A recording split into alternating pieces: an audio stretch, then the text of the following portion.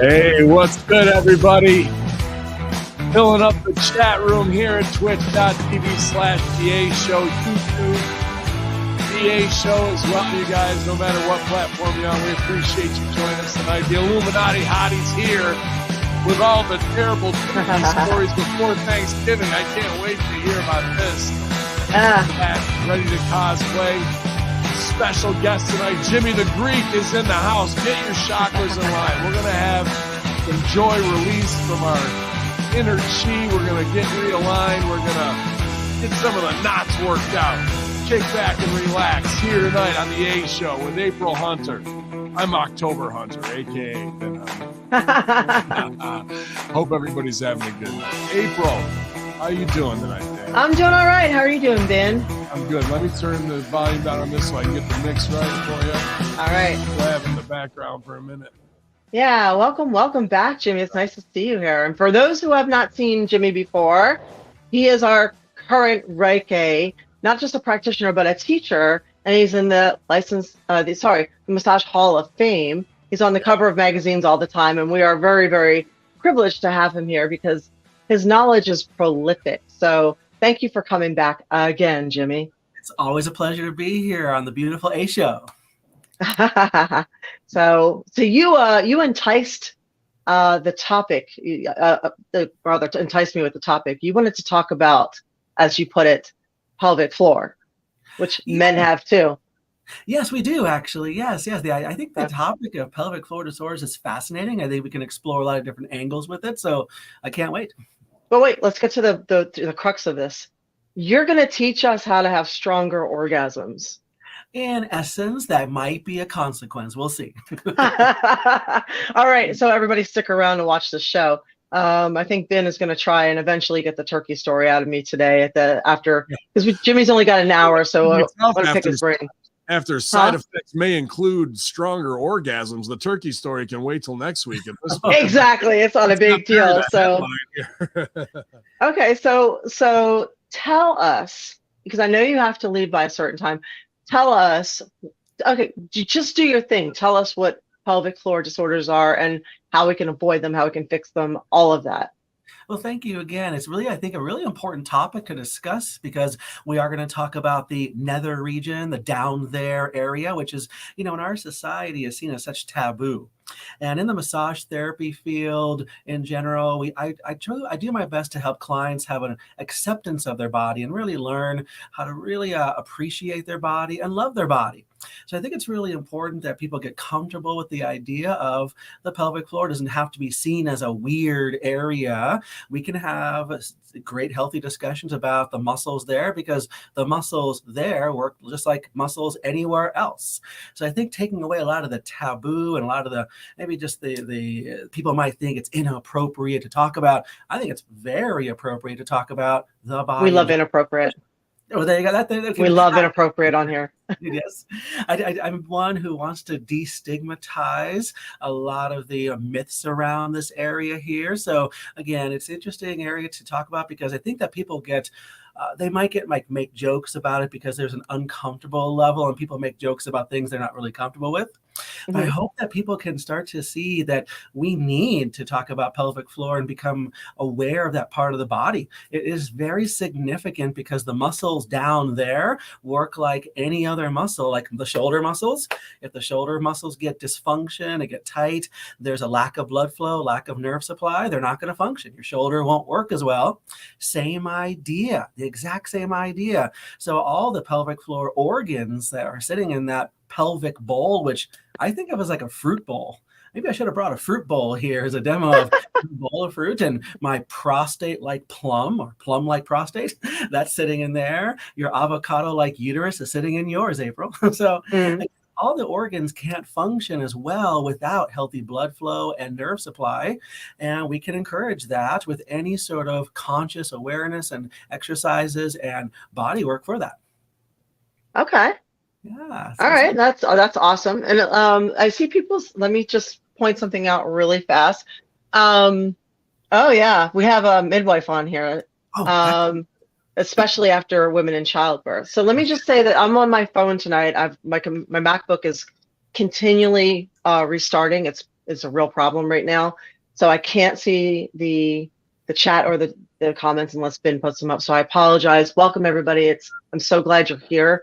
I've seen some names go across the screen. The screen's really, really tiny for me. So, but thank you for being here and I appreciate it. So speaking of what Deborah said, so in France, I remember hearing that they have these extensive social programs that are kind of amazing over there with the healthcare that they have. And one of them is I want to say it's like a pelvic regeneration, it's pelvic regeneration after childbirth. Mm-hmm. So they have somebody work with you, like a midwife or a woman, to basically get your as a female, gets you back in sex shape again, tighten everything up and get you raring to go again, back to baby making. Exactly. So I thought this is something we don't talk about, but this is like a common thing in France. Like, oh yeah, I gotta go to my pussy PT. You know what I'm saying? Like, it's like this is like we don't acknowledge it though. That's right. And, I certainly, in my scope of practice, I'm a licensed massage therapist, so I have to be conscious of scope of practice issues. So again, I personally am not touching the vagina or vulva at all. However, there are going to be muscles nearby. There are 28 muscles that attach to the hip bone structures around that I can touch. So there's going to be that idea there. There are specialized personal physical therapists, PTs that can work with that area more directly, more internally. So there's that certainly I do recommend. There's a pelvic PT specialist around, I'm sure, in every town by now. So look for that specialty to get more of the internal work. But there's a lot that health practitioners of all kinds can do externally and around the structures. Very interesting. Yeah. I think I need to start kind of with what these disorders really are, what they let's do it. Yeah, go. So in essence, pelvic floor disorders represent this idea that there's a change in tonicity of musculature, usually a laxicity or a hypofunction. So the muscles become weaker over time. In some individuals, perhaps muscles can get overly strong. That's a possibility. Although in the vast majority of cases, we witness that to be muscles have become looser or more lax or weaker over time. And I think the best analogy I can give is of a hammock. I'm from the Midwest, so I used to have hammocks that you would lay in the summertime outside. Tie the hammock to the trees. In theory, it's strong enough to hold me in that hammock, right? Mm-hmm. But over time, we can start witnessing that hammock can get weaker and weaker and weaker. And if I add in a second body on top, a third body on top of that hammock, there's only so much weight that hammock can hold up. Does that make sense?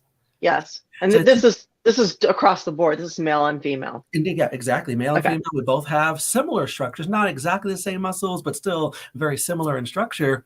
So the idea is, again, after 20 years, 30 years, 40 years, 50 years of gravity, and maybe a little additional weight, maybe additional additions to the structures, maybe tumors are growing in the abdominal area, or there's more intestinal tissue that develops over time. Maybe some diverticulosis occurs, so inflammation sets in. For whatever reason, there's more weight burden over the years, coupled with gravity.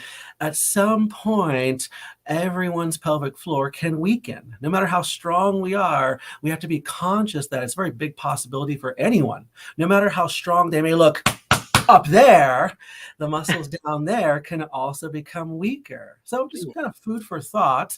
That because of gravity, because of maybe weight gain, because of perhaps injury to the body. And I saw D. Fuentes' midwife say because of childbirthing. Again, childbirthing certainly will weaken structures as structures have been stretched for 9 months or so. Any injury, anything that can stretch tissue and put more weight burden on tissue is going to be a concern. And again, pelvic floor structures can weaken over time. We've seen a lot of also in what we do wrestling wise, guys develop, and girls probably too, hernias that can be tear like out of nowhere, just drop them. Like it looks like they were, shot, and they're just instantly in pain and down. And that's something you really got to nurse. But I think sexual wise, let's talk about the stronger orgasms, guys. That's what we're here for. That's what he wants to talk about, huh? Yes, No, is your wife whispering that to you? Yeah, it's fascinating because I had just seen a kind of a Tai Chi Qigong master and talking about cyclical breathing, obviously with the chakras, but going all the way under to come all the way back up to your kidney again, and almost to move that energy that way through your body to spend more time thinking about where the sun doesn't shine and the grass doesn't grow, pretty much. And not to feel shame, whatever hundreds of years of shame that was drilled into people, you know what I mean? To say, hey, this is all of me. I got to take care of it all and pay attention, right? Yeah. So is it about well, I'm sure you saw the viral video. I think it was guys it could have been Korea, but it might have been China, where they're just taking kicks to the crotches every day. Is that what we need to do? Oh my God. Callus our crotch or what's I think I did see that, yes, on Instagram. Yes. Yeah. And certainly there's different angles we can take on that. I'm seeing it in the comments, a lot of great comments already, and someone's asking, could it be affected on a mental level? And yes, that's where a lot of different cultural aspects may come into play as far as our understanding. Every culture understands that our body is comprised of energy beyond just the physical. And I think that's a great question I want to delve into here when it comes to the idea perhaps of the Ayurvedic theories of the chakras.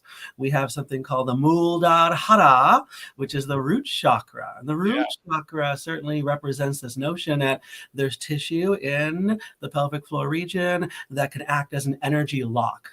Some people might call it the Muladhara Bandha. Bandha implies energy lock. Tissue can get locked up and energy can't flow as well as it needs to. Whether you call energy ki or chi or prana or ashe or blood or lymph or nervous electrical magnetism, whatever you want to call it, that's fine and dandy.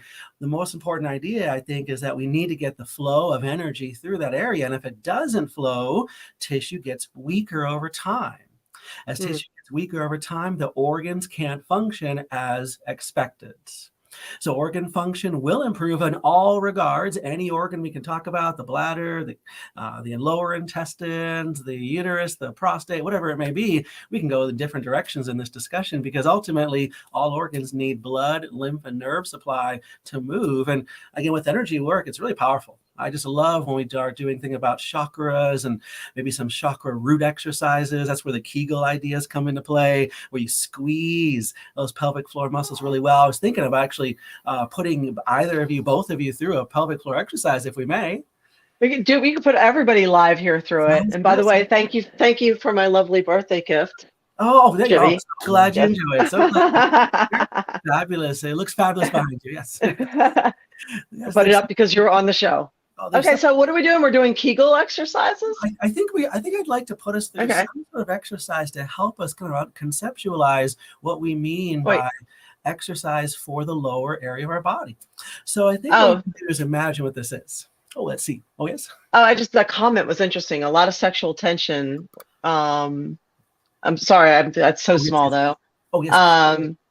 Or ability to reach orgasm is vastly affected by your mental status. If I'm reading that right. Yeah. Oh my God. Yeah. That's what the inability to or performance anxiety can be for women. Indeed. And probably men too, because once you have a failure situation, you're just like, I'm scared that's going to happen again. And it affects you physically. 100%. 100% true. Indeed. Yes, indeed. 100%. Before we do lower exercises, Jimmy the Greek, we're going to need you to do some chest flexes for titty. Yes. Let's see. I can't. I only have bee stings. I only have bee stings. Yeah, if you're throwing biddies, we have to shake those titties. So we're all doing Kegel exercises. Is that right? Am I saying it right?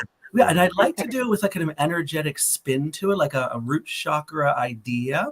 So the idea here is to really incorporate light, color, and visualizing a red color along with this. So I actually kind of want to share one more quick anatomy bit to make this really kind of make sense, is that the pelvic floor can also be seen as another diaphragm. Like your respiratory diaphragm and under your lungs is a diaphragm tissue. The pelvic floor can also be seen as a diaphragm-like tissue. And they actually move in unison. So when I breathe in, my respiratory diaphragm will come down to suck air into my body. And as I breathe out, the diaphragm near the lungs will actually elevate. So inhale, exhale, inhale, exhale. The same thing happens in the pelvic floor. The pelvic floor will actually descend upon a deep inhale and elevate upon an exhale. So I want to think about that. I want to bring the breath to mind. As we bring the breath, I do want to engage breath as well as pelvic floor.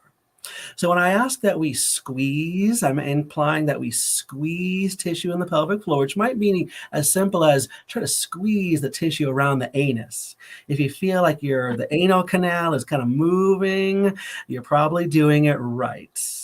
So I don't want everybody to overthink it. Some people walk around like this all the time. Yes. Gentlemen, if you feel like you squeeze and the penis actually goes into your body a little bit, or ascends, you're doing it right. All right. So good. All right. So from here, I'd like us to April, I'm killing it over here with this. There you go. Already. I'm going to take your word for it, man. I believe you. So when it comes to our breath, let's just focus on the respiratory breath first. Just filling our lungs deeply with inhale. Our whole chest may rise. Exhale, lowering the shoulders. Exhale, let's inhale and raise the shoulders slightly. Exhale, let's drop those shoulders back and down. Let's continue that shoulder movement as we are inhaling slowly, bringing the shoulders up. Exhale, drop those shoulders back and down. Now we'll add in the pelvic floor essence with this. Whereas I inhale, I'd like to squeeze the pelvic floor as I inhale deeply, bringing the shoulders up.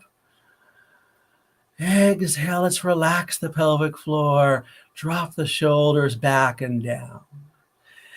Let's close our eyes and imagine the color red as we inhale, squeeze the pelvis. Bring the shoulders up. Exhale. Bring those shoulders back and down. Release the pelvic floor. Imagining the color red as we do this can really enhance the experience. Let's close our eyes and do this about 5 times at your own pace. Inhale. And everybody's doing this with us live, right? Y'all are doing this? I don't care. It's all about my superior orgasm, April. Okay. Okay. All right. Indeed. Oh, this can be done sitting or standing. Self-care. More comfortable for you. Sitting or standing, whatever's more comfortable. As we inhale, squeeze the pelvis. As we bring the shoulders up. Exhale, drop the shoulders back and down as we relax. Good. Let's do that 5 times at your own pace.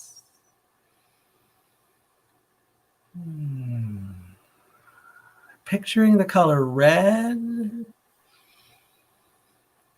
Some people may feel the red color circulate through their body. That's okay. If the red is moving, please allow that red color to circulate, permeate your body. That can feel really exhilarating for many people. Some people might feel more relaxed. Some people may feel more exhilarated. I'm curious what either of you are feeling. Feels like it gets the blood flowing down there. There you go. I can definitely, feel an energy point that is connected to where that you're not usually thinking about it. It's hard for me to imagine red for some reason, though. I have an issue envisioning that. Blue light and white lights are easier to seem. That seems to be coming to me a little bit more. But you definitely, if you try to align with your breathing, I think you can get there when you're actually focusing on it and kind of get in tune from top of your head all the way to bottom of your ass, really. Indeed. And very, very true. Very true. So I encourage everyone to try this, at some point tonight or tomorrow morning when you're more quiet space. It's really amazing when you can take this for, 10 minutes straight. You really can see profound changes in your body. Even just 1 minute can make a difference, but certainly 10 minutes would be ideal every day.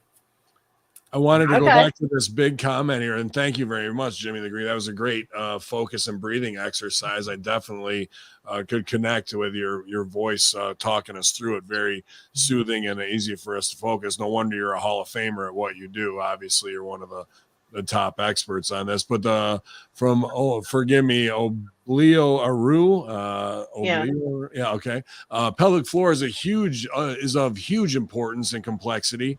Mental issues triggered by emotional issues or medical issues themselves can all adversely affect the pleasure of sex.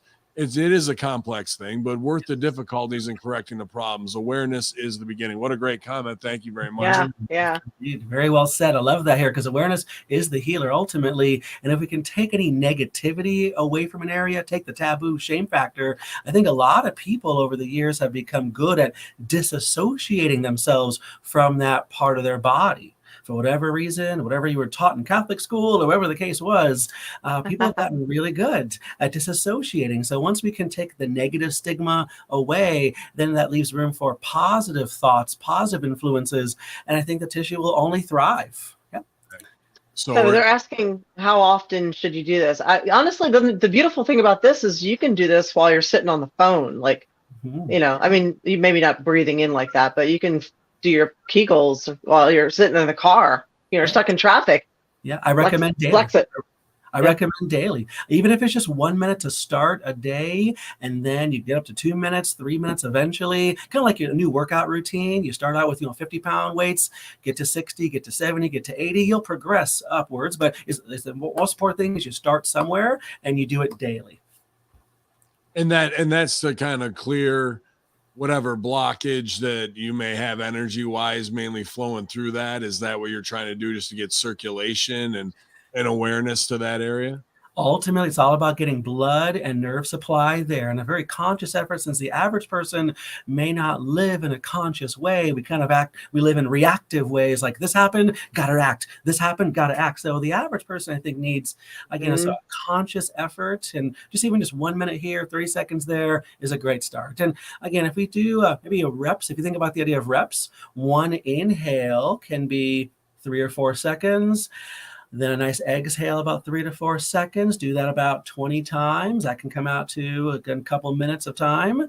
That can be a great way. And we can do that while watching TV, right? While watching your 90 Day Fiance or whatever show. You can just be doing this while you're watching TV at home, right? Yeah. True. Very true. Indeed, yes. And Okay. I think that it's really great that we're talking about the idea of sexuality, because again, it's just so easy to kind of say, well, it's sexuality, let's not talk about it. Oh my gosh, why are we talking about it? And I think it's very healthy that people do get a healthy sense of sexuality. The more that we repress that idea, I'm a big firm believer that once we repress feelings, thoughts, emotions, they are manifesting in the body, and they can start to really bind tissues. And when tissues are bound and restricted, that might cause scoliosis issues later in life, hip issues later in life that are very mysterious, that your doctor can't seem to explain. I'm curious if any of our listeners do have any unexplained phenomena like that. I don't know why my doctor says they can't figure out why I have back pain. Now they can't figure out why I've got the scoliosis happening. It just happens when you get older. No. I think that people need to kind of hear about that again, we never have to have dysfunction. And the pelvic floor could be that one spot of the body that gets overlooked very easily. And then from there, we never really get to the root cause of someone's scoliosis or sacroiliac joint dysfunction, that base of the spine pain. Mm-hmm. Yep. So from what I understand, just as from the kind of unrelated, because I've always been curious about all of this stuff, the stronger your pelvic floors or your Kegels are from doing the Kegels, the stronger your orgasm can be, and the quicker you can reach orgasm as a female. Yes, so, indeed. Yes, there's a lot of truth to that. And I think that, again, a healthy sex life represents health in other ways as well. So I really hope that we can have a society that gets more open to talk about sexuality in general, because sexual health represents health in cardiovascular ways too. Unhealthy cardiovascular health, if I'm unhealthy in that way, wow, that's going to reflect in dysfunction sexually. That's why I think Dr. Oz once called the penis the dipstick of health. And I just love that term. I just love it. So again, a male that may have a hard time with erectile dysfunction probably has some pelvic floor disorders. I'd be willing to bet money on that. Yeah. So Winona has an interesting question. Will this work with someone who's paraplegic and has issues with getting sensation in that area at times? Oh, Would that interesting be something just to keep working at, or depends on? No, Or paraplegics can still have sensory function. I've known many people who quadriplegic and paraplegic who still had sensory function, so they could still feel things on their body. So yes, I think that as long as sensory function is still maintained, we can still have, again, the same kind of expected desirable pleasures there too. But I think also with the motor impact, I think I've worked with some paraplegics and I have witnessed that continued sustained effort to improve motor skills, encouraging movement of any type, can start to see some benefit over time. Again, I can't say complete restoration of the limbs, of the tissues, but again, some benefits, better than none. So I think it just takes consistent effort. And as long as we make those consistent efforts, we can bring nerve supply, blood supply back to certain areas. We can have some people receive great health benefits. okay. And maybe Twitch is asking, will this work with someone on the autism spectrum, physical and mentally? Yes, it will. I know that for sure. Indeed, I think so. I think you're exactly right. Yes, I think only because my mom was on the spectrum, and she and I had talked about this quite a bit back when she was around, and it was helping her.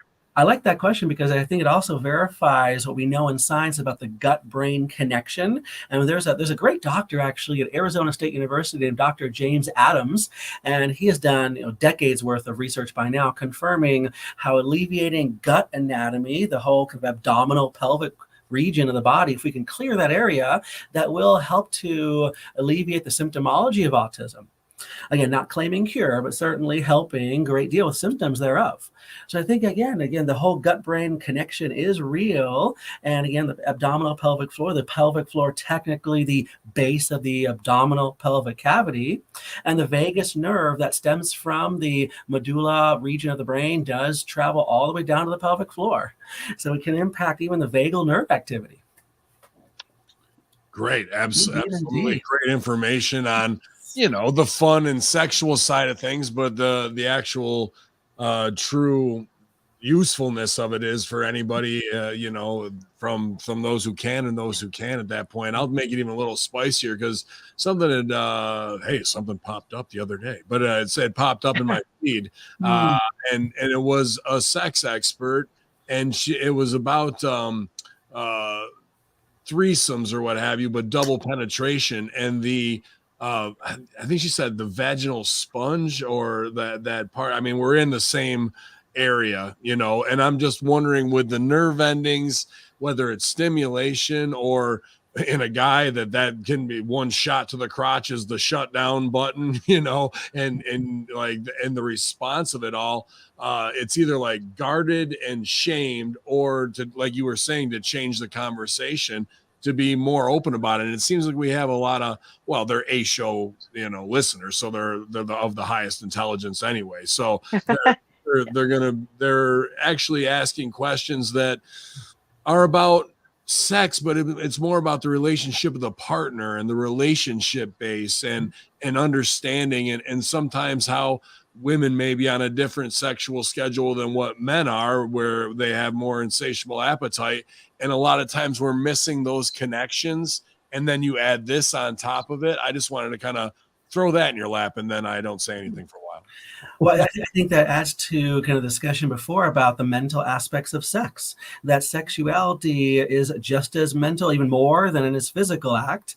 And we know that mental health can play into sexual performance. And if I'm not feeling so great about myself in that way, that can start leading to another set of depression and can create a downward spiral. And then if I start not feeling good about myself down there, it just kind of lends to, I'm going to disassociate. I don't want to feel that. I don't want to think about that area. I don't want to deal with it. Yeah. So I'll just be celibate because I just don't even want to deal with it. And again, just kind of maybe twist it to a different direction, and maybe a more serious direction. There have been many people of any gender who have been victimized by crime in that area. And we then know that they could be carrying that burden for a lifetime. Sure. And there are many times that many people reveal the crime and they're not believed. So that's when, again, that mental aspect of why am I even sharing it? No one's believing me. Another layer of shame or just negativity attached to this area. And now I have carrying this burden with me as far as the mental strain. And I wish someone would believe me when this happened, or whether I reveal it or not. I don't know if I even can reveal it or not, who believe me. So again, there's that area too that, and as I raise a daughter, I have a daughter, and then I'm raising a daughter, I'm thinking, wow, I really want her to be prepared for perhaps a time when she may need to defend herself, right? So there's that reality too, that many people, men or women, any gender, may be living with that reality that goes unspoken. And that may also be that layer that needs to be addressed with a counselor or psychiatrist, psychologist of some type. Wow, great. Thank you very much for, taking all that and making sense of it, because I was dancing around it to some degree. Sorry, go ahead, April. Well, I think no, I'm just listening. Oh, it's very healthy too. I think I should also bring up the idea of perhaps some common complications, because there are organs, there's muscles, but also organs that also need to be addressed. For example, the bladder. Do we know anyone who has chronic bladder infections? If someone has chronic bladder infections, we know there's bacteria likely at play, and there's a reason why we just can't seem to clear out the bacteria. We probably can't get blood and nerve supply to the bladder as effectively to get those white blood cells active. So I just want people to think about perhaps people that, again, going beyond sex, now just the average person that has circulation challenges, right? Who just circulation issues. Really, this is what it's about. The person with chronic bladder infections.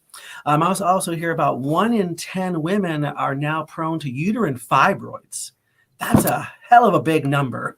1 in 10 women prone to uterine fibroids. That shouldn't be happening. So I think about that. Fibroids are a common complication that may arise due to someone having weaker pelvic floors. Endometriosis, that's a very common complication as well. We know that can be debilitating. April, do you know anyone with endometriosis?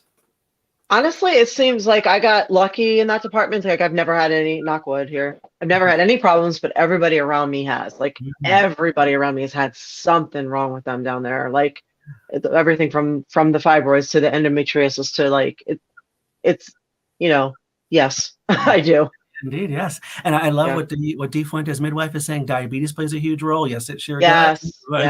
Sorry, this is just a hot topic, and I hate to be the one jumping on some TMZ stuff, but with Lizzo and Kanye West and the conversation that keeps getting gaslit about morbid obesity, well, I'm always a guy who's struggling with his weight. I'm not to that point of Jabba the Hutt sitting on a throne. I don't try not to let myself get to that, but we were coming back from a show this weekend and stopped at one of our favorite places, Tully's, and I just looked around, and I mean, they're lovely people. I'm not trying to put anybody down for their body, but every other table around us had people that kind of had the grimmest gumdrop body. And I'm talking all the way from 7 and 8 year olds in a family to the high schooler in their family to the next table over and every nationality, every creed, all that. It wasn't, and I'm just going, I just started feeling sad. Not as I shoved chicken fingers in my mouth. I was feeling real sad about it. But, like the fact, like, dude, I'm hitting the gym tomorrow. But if that's just in the small test pool of me sitting there, the epidemic is more than real. And all that inner energy and all that self-love for yourself is replaced by shame, and nobody likes me and I'm not worthy of love and all this blockages that go along with that. So I think the morbid obesity epidemic that we put ourselves in right now also has to play a huge part in a lot of these, endocrinology type afflictions. Yep, you're so true. That's why the so good. No, I was saying the same thing. My friend and I went to the beach, and I was looking around, and Florida's a fairly healthy area for the most part because people are outside wearing not as much clothing year round, but every child was heavy. And like you said, the grimace and the just lumpy and heavy. And I said to her, I'm like, this is not good. because this is the time period in their life where their metabolism is the fastest and they're moving around the most. This is when they have all the energy. If they're this heavy now, their parents are setting them up for massive failure as they get older and everything slows down. They're going to have so much of a hassle ahead of them just in their early 20s. They were, and I'm not trying to down the family, but it like the model of how mom and dad were, like there's just no hope. The kids are going to be, by the time they're in high school, like it's all she wrote right there, you know. This is what generation, second generation now of heavy kids, like growing up where they've always been heavy. They've never been healthy as far as a weight. Of course, we're sliding the bar there too, because a healthy weight now is considered underweight. But so I've seen people with perfectly healthy babies and the doctors are telling them they're underweight. And my friend, who's from like Europe is like, no, you're just used to obese babies. My baby's healthy. Yes. So he's not an American baby. But all these things where it's continually putting pressure, like I think it was every 7 pounds of weight every 1 pound of weight that you lose is 7 pounds of pressure off your joints and ligaments. That's 7 pounds of pressure off for every pound you lose. So if you think about that, how much of a toll is that putting on your body, like pelvic floor and everything? It's got to be taking it for a lifetime of it too. Yep, I definitely want to add to that because that's why the hammock analogy I think is a really good analogy. And there's only so much weight burden that the body can hold in any one spot. And the hammock that we have here is not a very large area compared to other areas. Well, some people's is. Well, but I know some girls. Wow. I know some girls in the wrestling business. No, I'm kidding. He's got a hammock on her. I'll tell you that much. Oh, yeah. Look at fun fact I want to share is that 2/3 of your body weight is carried right there at the lumbar spine where it meets the sacrum, L5S1 union. 2/3 of your body weight. So I'm 220 pounds. That means about 150 pounds of me or so is sitting on one joint, essentially. One joint. And so then the 2/3 of my body weight, about 70% of my weight is being distributed through my pelvic floor. So if the muscles are strong enough, adept enough, have enough integrity, and the muscles, tendons, and the fascial tissue, the saran wrap-like tissue, holding it all together, the connective tissue, if that's all firm and strong enough, then it can withstand, in my case, 150 pounds. But wait, there's more. That's 150 pounds if I'm standing normally. If I start to walk, there's a ground reactive force going right back into my body from the earth that's equal to my body weight. So again, that's 225 plus 1, that's over 375 pounds, right? And then that's if I'm walking. If I can double that, triple that if I start running, jumping, putting force on the ground. So that pelvic floor, the L5S1 pelvic hip area could be carrying 600, 700, 800, and the people you're describing there, Ben, 1,000 pounds worth of force on muscles that over time, any hammock may become damaged, right? Any tissue can become damaged if there's 1,000 pounds of force continuously plus gravity every day, right? Mm-hmm. And you see people getting hip replacements and knee replacements way younger than they should, just from carrying all that long, Yeah, the body can only hold up for so long, and that's assuming I'm staying in good health too, right? Healthy diet, healthy living, non-smoking, anything. Darn, now it's legal in Arizona. Non-drinking. All these general numbers are assuming healthy, non-smoking, non-drinking, fairly active, healthy lifestyle person, right? So take some of those equations out. It's just a recipe for everything we keep talking about in society, right? I know somebody back to sex, please. Yeah, we can switch it back. But I will say this: somebody pointed out that a lot of people don't have the time or dedication to work out and make themselves food. And just briefly, nobody really joined a gym in the 70s. I don't think we were just moving around a little bit more. It was like nobody was lifting weights back then, and our food was a lot more clean. So if you really are going to break down, 80% of what you look like is your diet. So high fructose corn syrup, that wasn't in. Yeah, we had sugar and cereals and stuff like that in the 80s, but there wasn't. We had real sugar though. Everything processed, everything. Yeah.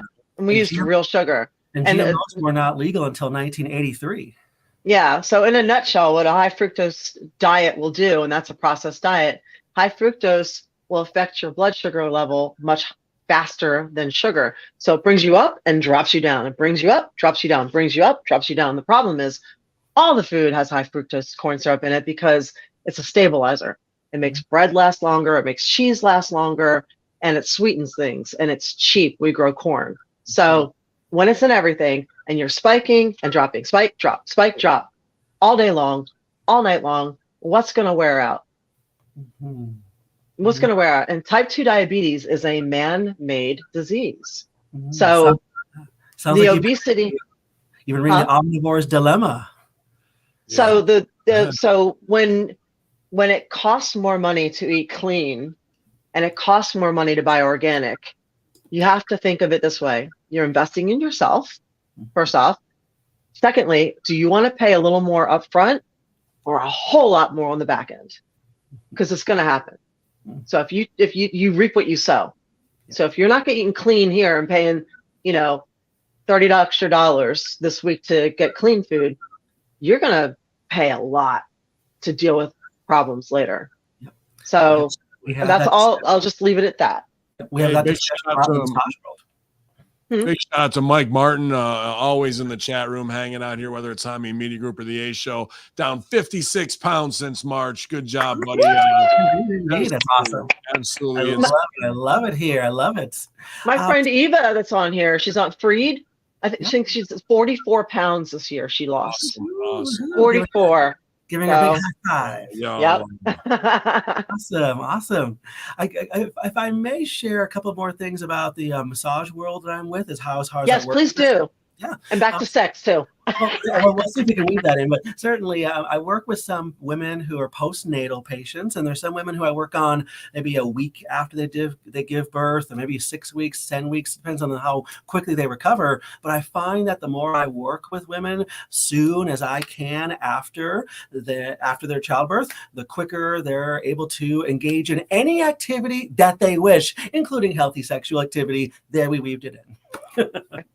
So I definitely encourage any woman who's just given birth here, as soon as you can, please, get with the yoga, get with the Zumba, get with the massage, get with anything you can, get with those Kegels, do anything you can to strengthen your core. It's super important that we do that as soon as you can. That's awesome. Pilates, you can look up Pilates online too. That is really good for core, right? Oh, indeed. All core exercises, like all of your core. Exactly. So, the core is not just in the front. Remember, the core goes all the way around to the back as well. So even back extensions in the gym, back extensions, making you do this, I think that'd be a really good thing for everyone to do. Even those glute exercises, bringing the leg backwards in the weight, anything that makes your glutes engage is also a good idea, because your gluteal muscles, gluteus maximus, does attach into that pelvic floor on that back end, posterior side. I don't wonder if people like their butt tickled. There you go. Well, there you go. So go for that Beyonce booty. Go for that Beyonce my booty.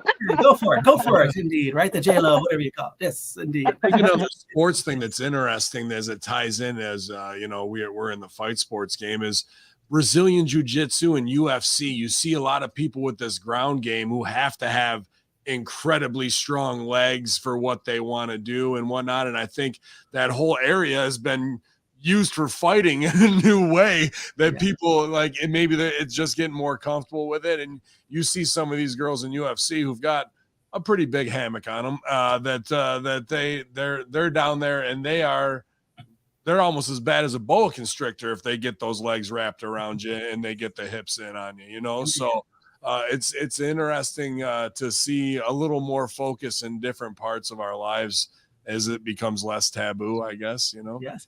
And the center of gravity is at your, what they say, S2, sacral second vertebrae. So good central, if you want good center of gravity, having a good, healthy pelvic floor will help to ensure our center of gravity remains strong in any athletic activity too. Is that weaving sex in as well? Athletic activity? I've been using the foam roller to try and get my sacrum leveled out, because the bumps we take as wrestlers, it definitely catches up with us. But I'll stand back up and feel almost an inch taller than when I when I started the exercise of really letting it go and press, just pretty much you're a piece of dough and that thing's rolling you out like a rolling pin, you know? Indeed. So Indeed. yeah. So well done. I'm so glad you do that here. Yeah. I think anyone who, uses their body athletically in any way, shape, or form, it would behoove all of us to have stronger pelvic floors. And that might help the athlete. Let's say the running back run a little faster in their sport, the track star run a little faster, the basketball player get better form. So I think any athlete will behoove any athlete of any sport to get stronger there. They probably they'll see their form improves better. Yeah, I think so. Balance wise, I think that's a huge thing. Right down as it, straight down and then splits to your legs. If you feel that focus underneath you, that's everything. Having your feet underneath you as an athlete. Absolutely. Indeed. What did that last comment say?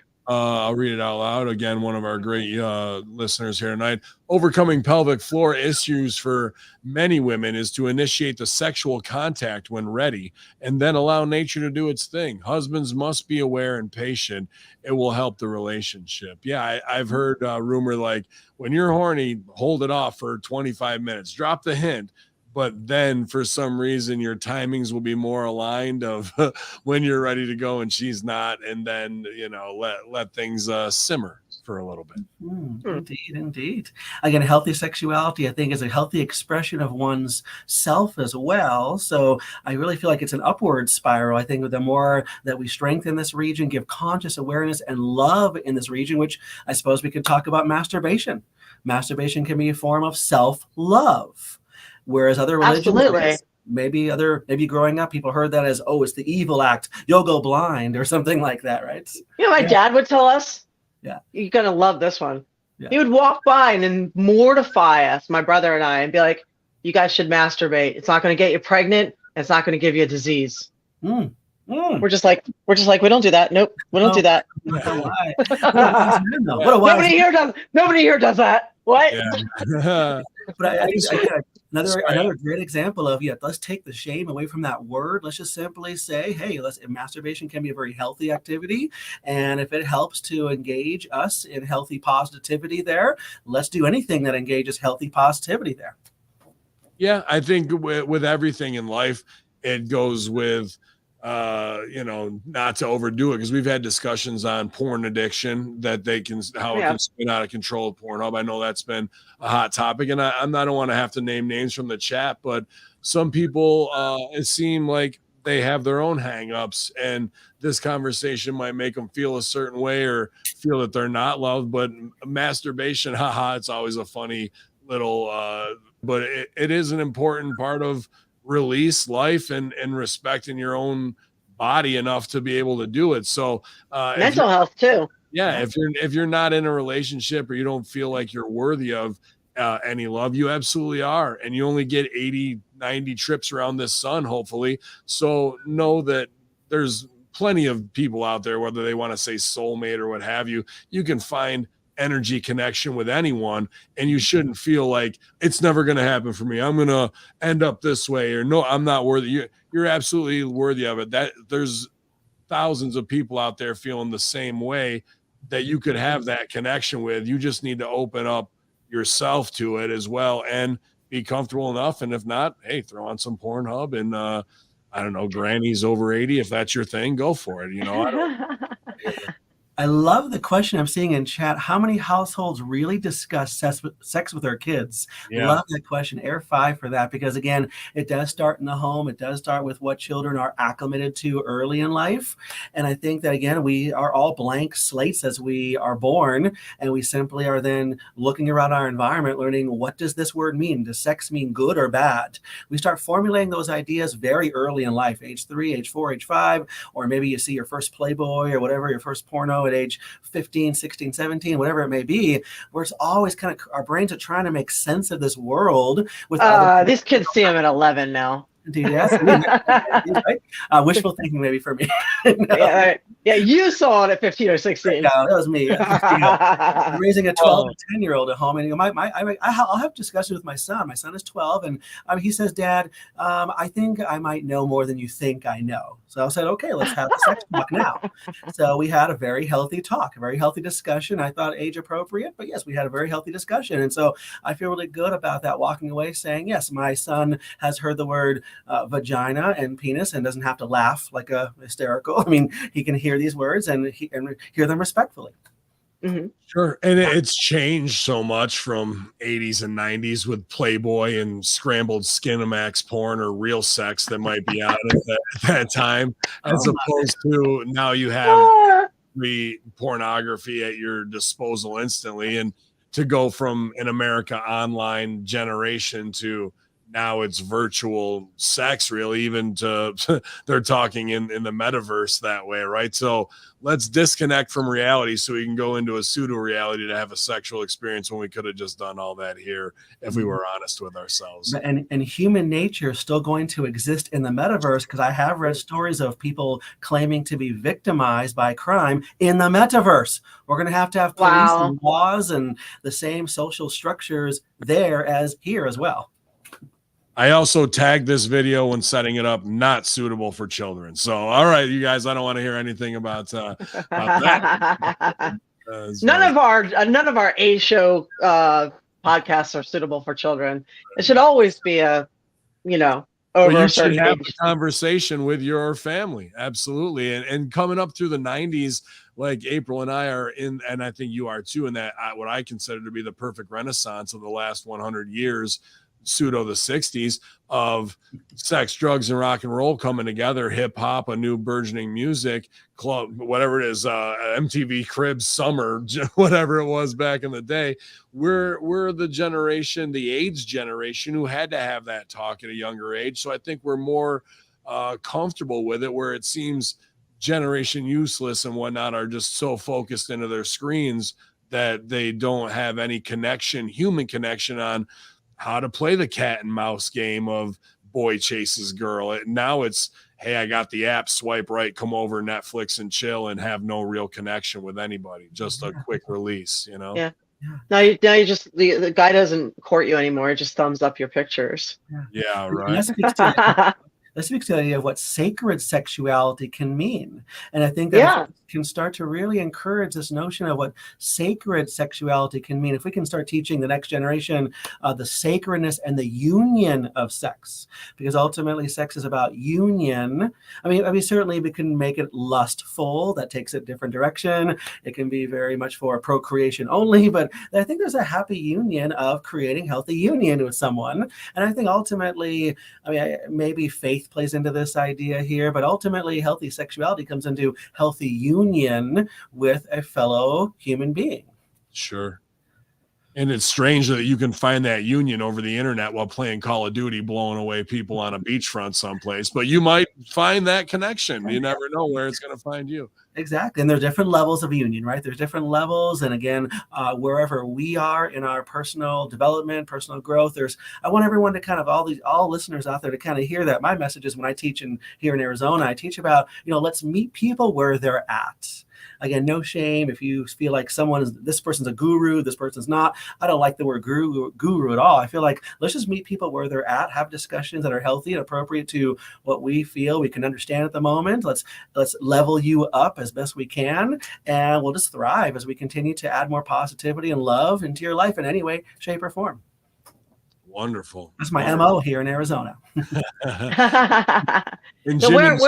Sorry, go ahead. I was going to say, where can people find you in Arizona? Oh, let's see, www.advancedmassagece.com. advancedmassagece.com. That stands for continuing education. So I have massage therapy courses and such, and I do formal pelvic floor disorders classes for massage therapists here, because I really feel like more massage therapists need to hear messages like this. We get zero understanding in entry-level schools, again, maybe because we don't want people massaging there, and of course we'll make sure we keep things appropriate in a classroom setting, scope of practice, legalities. But I think ultimately, if we we as health practitioners become more comfortable with the topic, we'll be able to have more effective conversations about wellness, not just about one piece of physical health, but overall wellness, which does take into account spiritual health, emotional, mental, and physical.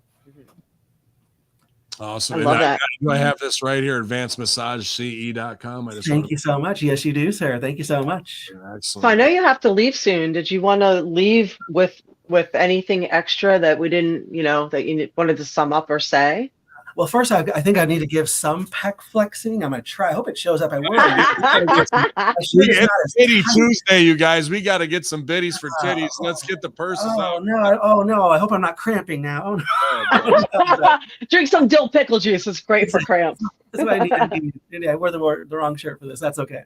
But I did too, apparently. My final kind of final thought I give sometimes in classes is really the idea that the pelvic floor is a significant area that should be addressed. And I really hope that people will talk to their doctor about it. Really talk to your doctor about anything you feel abnormal, but ultimately the very mysterious digestive issues that some people may be experiencing can be traced to weak pelvic floor. The mysterious ovarian cysts, the polycystic ovarian syndromes, pelvic inflammatory diseases, a lot of conditions that doctors might say, well, 1/3 of American women get this, so you're just going to get it. No, we don't have to just get disease. If our doctors can't answer because they can't see it on a scan, let's look at the pelvic floor. The answer may be there. So I think the pelvic floor represents an area that needs to be addressed in more people. And we might find the keys to their health down there. That makes sense. I mean, if you cut off or slow circulation to any body part, right, it's gonna ruin it. You know what I mean? It'll let it waste away and die. You know what I mean? The muscles here, the same as the muscles down there. I think Jimmy T is pumped about the DX 25-year reunion because last night he's doing down where? You're on to me. You're on to me right there. I was 19 and 20 watching that back in the day. There you go. We were out there last night doing down there, man. Oh, yes, indeed. I love it. What a great conversation, man. We really appreciate you joining the A Show. And again, you guys, you can find him if you're in the Arizona area. A Hall of Fame massage expert here, you guys. I got a couple I need worked out. I gotta bring the gun down and get rolled out, man. You're both welcome anytime. I look forward to that. Don't tempt me. I would love to have you on to pick your brain further. I know you were only able to do an hour tonight because you have dinner plans, but thank you for being here. It was nice to see you again, and yeah, please come back again. Oh, I'm always available for you. Thank you so much for having me. Namaste, beautiful souls. Namaste. Be well. Thank you. Guys, there he goes. Jimmy the Greek. What an awesome guest. What a great expert, April. Sitting here doing my Kegels as we're talking. I'm like, shit, I better make sure everything's in tip-top shape. Work your biceps out, but not your down there. Right. You got to get the belt squat going. All kinds of energy flowing through your from. You know it. Well, you're ahead of me because I was so into the conversation. I saw you over there up and down doing some extra reps. I'm like, damn it, she's gonna. That's right. Like, hey, if it comes down to an AEW scissor me daddy, you know who's going over. April's going over in the scissor me daddy on that one. Thank you guys tonight too. I mean, we'll hang out here and talk more, but just some really great conversation and experts. I think in the chat from the health side and maternity side, because it's fun to go, I'll tickle your ass with a feather and have a stronger orgasm, but there's plenty more there. I think with the unlocking of the chi and what we've been talking about lately with chakras and that flow of energy through the body and being a transformative human, more in tune with our own energies. I think that's really, as that one I had watched, it kind of is the U-turn that comes up the back to where you should focus your energy in your kidneys for digestion and whatnot. So I think that awareness was a great part of the conversation. And thanks again to the chat for such great views tonight. And an interesting thing with Tantra, which is not necessarily about sex, but with Tantra, from what I understand, they like to take the energy of the orgasm and actually direct it somewhere. So instead of just, masturbating for the sake of masturbating, they go in with a plan. Like, I'm going to put this energy in the world toward finishing my book. I'm going to put this energy out in the world toward getting on a lot more bookings in the autumn. So, you have all that energy from an orgasm, put it out there, see if something comes back to you.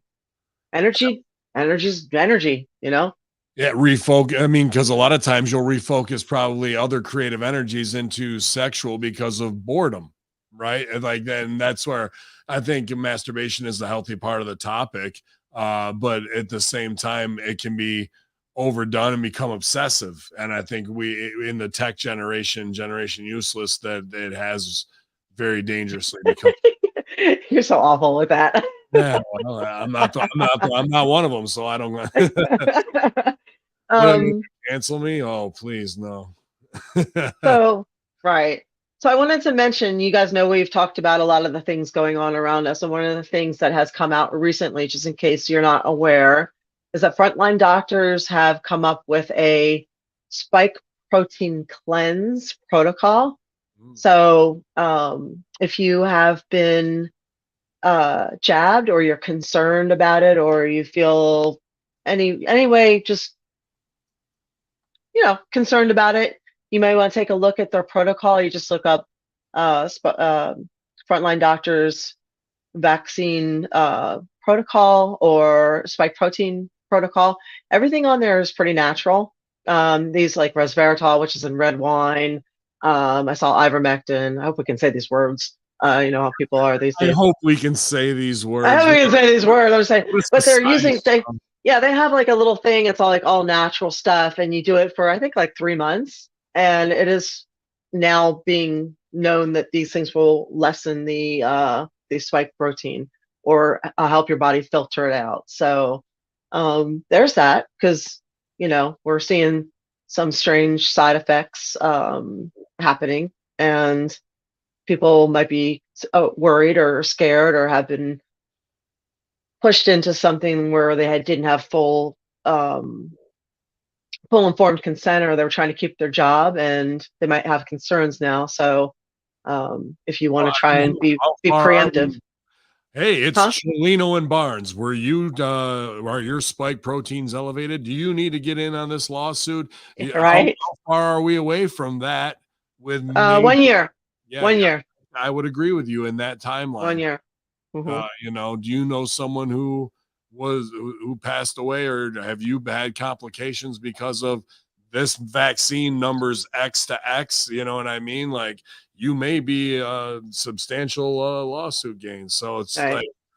like That'll be suing the workplaces probably, though. Probably. Like SAG is still mandating it, and if they're still mandating it with everything that's coming out, I understand it. It's insurance purposes.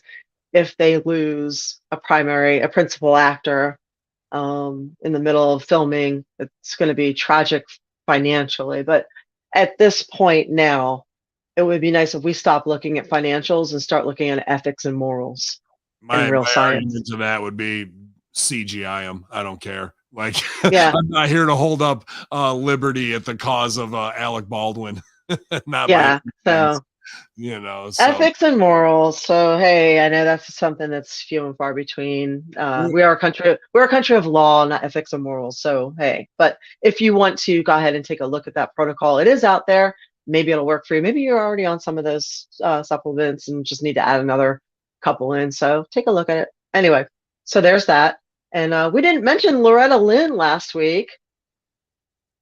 Loretta Lynn passed away. I didn't know. I still didn't know this week. So I was detached coming back from Mexico. Oh yeah, she passed away. I mean, she had a long life, but something that's really interesting about her is like I think she got married at 15 to a 21-year-old. And this is almost 100 years ago. She lived to be 90. So obviously things were different. She was a coal miner's daughter from Kentucky. Yeah. So again, different culture. We can't hold people accountable to our standards today, how we live now, for what was going on in a different era. That is a big problem we have, and a big problem we're seeing. Things were just different. And one day we're going to be held accountable for how we're living now to people 100 years from now or 50 years from now. It's probably not going to be pretty. But for her, she got married at 15. They had, I want to say, 3 to 5 children right away. immediately. And She should have when been she, doing some Kegel exercises after that. She too bad too many no, she probably was, but 40. when no, when she was singing the children to sleep, her husband happened to notice that her voice was amazing, so he bought her a guitar and convinced her to do some, talent tryouts or, um, little local shows. And that's what started her career. And they all moved to Tennessee to be there with her. And I think she was the first female to get a Grammy. She was the first female country singer to be a millionaire. Like, she was the first of a lot of things.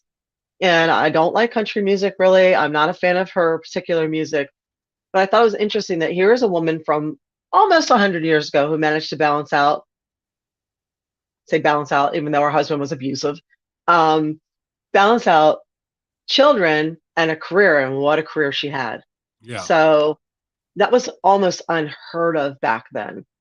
So if you think that because you're having kids, you can't have a career and a life too, Loretta Lynn did it. You can do it. If you really want to, you can find it. You can have it all. It just is about the sometimes How much you want it. Yeah, and how much you can balance it. You feel that balance in life, and a lot of times it feels too much. But like I said earlier, you get 80 trips around the sun on this mother. What are you going to do with it? Yeah. Are you going to, I shoulda, woulda, coulda, and then start it 10 years later and go, man, I wish I started this a decade ago? Or you're going to take the first baby steps today to get to whatever goal it is you want to accomplish, and even if it is having a family, that's a plenty great goal to strive for. But if you got the spotlight addiction, it doesn't matter what century it is, you got to perform. I've got a song in my heart, but that song is Americana now, Hey, and who she is. my parents' generation, they had children even though they didn't like them or want them. Sure. They had children. This is the first generation here now that's able to say, I don't want kids, or I don't feel like I would be a great parent, or I want to put myself first, or I don't want to add to the overburdening of the eco infrastructure because more people are going to be a problem. So I don't want to have them deal with society as the downfall of society. Or I don't want children because they don't have to be born, and I don't want them to have to deal with the troubles I've dealt with and struggles I've dealt with. Whatever your reason is, you're free to say it. And this is the first generation we're able to say it, where people aren't like, what's wrong with you? Our parents had children, multiple children, that they didn't want and didn't even like and didn't feel like raising. That's why we ran around like crazy, you know what I'm saying? So we have people always say, the world's going to shit, but we do have a lot of freedoms that we take for granted now. You couldn't, as a woman, you couldn't say, hey, I don't have kids. And somebody's looking at you like you have 3 heads, especially if you're married. Like, why don't you have kids? Or is one of you not fertile? What's going on? What's wrong? Yeah, absolutely. That wasn't a thing. No, we have that freedom to say, I just don't want them. Or I just don't feel like it's a good place for them. Or I want to work on my own thing, or I want the freedom to travel, whatever. Absolutely. I think working on your own thing and freedom to travel is absolutely the id of what I am too. And I just could never see myself doing softball dad or whatever it is. You know what I mean? The sacrifice for that, I would lose my mind having to deal with other Mark parents. I just couldn't hang. That's funny. No, but I'm sorry to go backwards in the conversation. Was it you that we had talked about maybe 2 or 3 shows ago? I think it's on the streets in London, these EKG machines for anybody who just happens to fall out and pass out. What? Yeah. You serious? These are new municipal, shock them back to life stations for people who go into cardiac arrest because, without saying it, because of possible complications from having taken back life. Yeah, oh my God. No, I didn't know that was a thing, but I did see, I saw an ad on British television with they seemed like they were trying to normalize myocarditis with kids. Sure. They saw there was a kid like this on the thing, and They're like, don't panic, blah, blah, blah. And it's like, oh yeah, if I was a parent, I'd be panicking, because I think something like 60% of people that get myocarditis die within 5 years after that if they survive it.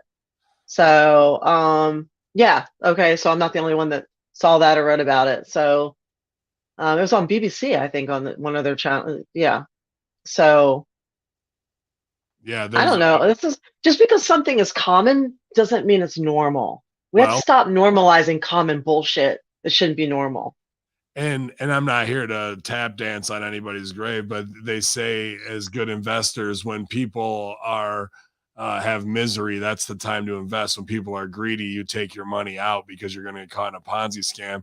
If you see that defibrillators are all over or they're moving into commonplace because of this, I do some research on defibrillator companies and who's selling them to municipalities and who owns them. Yeah, like the same as masks and all that stuff when they first started that way. And I know Big Pharma is definitely in your wheelhouse and more every day of the corruption and whatnot, and not to totally scare the audience. They have been ever since high fructose corn syrup.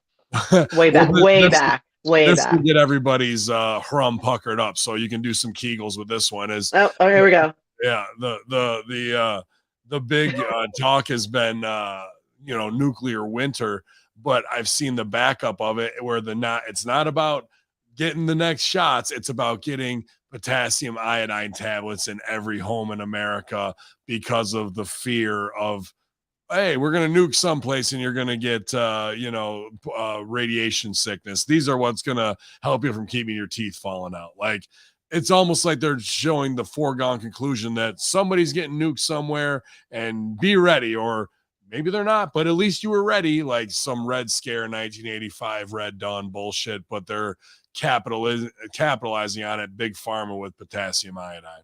Oh my God. Wow. That's the next boogeyman is fear. Yeah. So keep an eye out for those. When you guys see those, hey, if you want to buy it, it makes you sleep at night and you can get your hands on it to do a Keeping Up with the Joneses. If that's how you live your life, so be it. I'd like to present it to you to go, when I see that, I know what they're trying to do to me and my family and our mental state, and I'm not buying into it. You know what I mean? Here's what you need to buy in right now too. Okay. So not the fear. What you need to invest in right now is the potassium iodine. Yeah. Don't buy the tablets. Buy the stock in the company. Yeah. Yeah. Like, you might as well make money off their marketing campaign. Get it. Exactly. Oh, thank you for the corgi bits. Tits. Yeah. Thank you. Thank you for the bits. You got some titties for them biddies. Thank you. Cool. Awesome, dude. I don't have access to bring it up, but Candace Michelle pack flexing for Titty Tuesday here clip as well. We'll have to rate. You got to bring up a couple of people and we'll rate them. We'll rate some pack flex. We'll rate some pack flexing. You guys, if you want to send us some pack flex videos, as always, at Real April Hunter, or at April Hunter, at bin_Hameen or Hameen Media Group, easy way to get a hold of us. Please give us a follow on all our Twitter accounts as well, and all the crossover we got going on. Great guests everywhere, every show. So yeah, we're gonna have to do some Halloween shows coming up, I think. Yeah, how's it going? How's it going over there on OnlyFans? I know you were doing every day of October to post your characters. Yep, I missed today. I've done something every single day on OnlyFans April Hunter, or sorry, Real April Hunter now. OnlyFans Real April Hunter, and on Patreon April Hunter. So there's been a post every single day except for today because I don't have my computer. My MacBook is driving me nuts, and I'm gonna have to dig through my phone after this and make up for it, or I'm gonna take my MacBook in tomorrow to get fixed. I hope so. Knock wood. Yeah, well, we appreciate you guys subscribing over on OnlyFans or on Patreon for that exclusive content. And those hanging out with us here live on twitch.tv/The A Show and YouTube, The A Show. Make sure you guys subscribe to either or all the channels so we can keep numbers going up, you guys, and gain more great followers to have even cooler conversations in the chat room. Yeah, I've noticed that we're having more and more numbers as far as replays and shares and things like that. I just wanted to say I really appreciate it. Thank you. I'm glad you guys are coming back. I'm glad you're participating. I'm glad you're watching it after, for those of you who are watching it after it's live, thank you for that. Thank you for sharing it. I appreciate it very, very much. It's nice because we don't really make any money on this. We do it because it's kind of recharges the batteries. We get a chance to talk about the things that are interesting, get a chance to bring on some cool guests like Jimmy G, get a chance to talk to you guys live and hopefully give something back. So it's really appreciated. It's kind of gratifying, I don't know, or validating when you see the numbers go up. Not that I get my validation from, other people, you're but doing good work and building a following, but and yeah, you it's had a great nice that following. people like it enough to stick around. Sure. So, Well, in like a I said, when I put you over last week, I'll say it again. Sure, the sex appeal's there, the beauty's there, the cosplay, but what makes you truly special is your opinions in your mind and how you deconstruct the world around us. And that's what people see more. The rest of it might open the door, but they're staying for the deeper package and not at surface level. You're not saying for these cities? Well, everybody big old gimmicks, don't get me wrong, but that don't hurt. That's just nice wrapping paper. No, but thank you. I appreciate it a lot. So we won't take up any more of your time tonight. We appreciate y'all being with us like a whole lot. And thanks for putting up with my little phone thing here. I think it went well. You sounded good. It looks good in vertical here. Oh, good. Your namaste, Jesus glow around you. You look enlightened. And Jimmy sent that to me for my birthday. I have no idea sort of what it means, but I thought I would put it up for this show because he gave it to me. So, hey. I think that may be the namaste symbol in the center there. I'm not sure for what it is. Just get your chakras, well, I guess. Yeah. Up there it says, welcome to the God. So, Om, I think that means Om means over. Okay. Yeah. It's kind of like, excellent. I think like Amen in it means so it is, and Amen, as you know, means it's the same thing, but that's the Islamic. Back further before pre-Islam or Christianity, Amen. Amen comes from Amen Ra, which would be the rulers, God of the sun. The God of the sun. Yes. And whatnot. So we're really talking about sun worship and Saturnalia, which is a whole nother show altogether. It would be very interesting. Saturnalia brings us to Christmas. Yeah, we'll definitely get to that point. But thank you guys so much again for joining us. Chat room was full again tonight, and that's just awesome to see. Like we said, we're not in the vanity metrics, but we're still human, and we love to see the followers build up. And you guys being our advocates and sharing all that stuff. Big shout out to my HMG production crew, Kaz and El Plaja, and RBB sharing great things that way. Those guys are really always hitting home runs with the clips and all that. So thank you very much, my production. Thank you muchly. Yeah, absolutely. But April, well, you guys, I didn't want to belittle your turkey story and make a joke out of it. I know it's been a trying day, so I hope you get the rest you so well have earned over the weekend and deserve and recharge your batteries this week. And thanks, get a couple extra down there reps in for me, if you know what I mean. You got it. Yeah, I'll tell you guys the turkey story next week. It's kind of fresh, but I put it on Facebook. But yeah, I've never had to euthanize someone else's bird before, so it was an experience, that's for sure. Yeah, for sure. So, when you said I had to kill, but until I went into it, I was like, because hunting season starts this week here, so it's like, I pictured April, you going in, you said you got the syringe and all that. I was like, April grabs the shotgun off the wall, loads some buckshot in there, and goes out and gives her the old 1-2 instead. But it seemed to be a bit more humane and veterinarian than my scenario. Yeah. Well, when you have birds, you kind of have to be an amateur veterinarian in a way, because a lot of times the vets are not available. Things happen, and you have very little time to get them anywhere to do anything. So you have to kind of have everything. We call it, I have like a vet kit. So yeah. So don't fuck with Christmas. Oh, we're fucking with Christmas. Oh, Christmas is getting fucked. If you know the real history of Christmas, it is totally fuckwittable, and it's awesome. Well, let's get to it then. We will. Right. We got great holidays ahead. We will fuck with some Christmas. All right, you guys. We'll see you next Tuesday. That never gets old. And Oh, thank you. Thank you, Wolf. I appreciate it. And I'll see you online. And, pray to the God of electronics that because my phone screen's broken. Now my laptop's broken. So we're not even in Mercury retrograde and I'm dealing with this. So, Oh, so you joining my sites is really, really helpful. So thank you for throwing a little money at me so I can put some money back into my electronics. Appreciate it. Yay. So, it's going right back into the show, you guys. As always, we yeah. just like hanging with the loyalists, and the best will always find each other. And you found us here at the A Show with the Illuminati hottie, the cosplay queen, April Hunter, and me. I'm October Hunter, Ben Hameen. There you go. Thank you. Later.